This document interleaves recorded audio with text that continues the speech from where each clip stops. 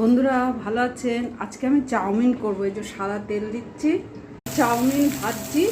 আর এখানে একটা পেঁয়াজ না সরি রসুন, আদা, কাঁচা লঙ্কা এটা একটু বাটারে পেঁয়াজ সাথে করে নিয়েছি, রসুন আদা একটু গ্রেট করা দিয়েছি। আর এবার একটা কর্নফ্লাওয়ার জলে দিয়ে রেখেছি। এবার একটা সস বানাবো, এটাকে সোয়া সস দিয়েছি। আর এই টমেটো সস দিলাম 2 চামচ দেবো। আর এই গোলমরিচ দেবো।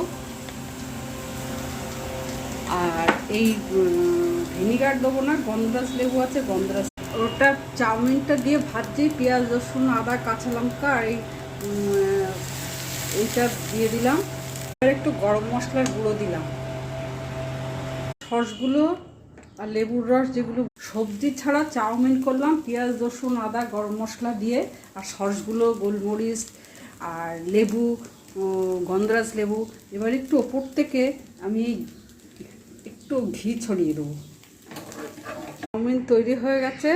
এর সঙ্গে এই যে বাদাম আর নারকেল দিয়ে, চীনাবাদাম আর নারকেল দিয়ে চাটনি করেছিলাম, সেইটা দিয়ে খাবো।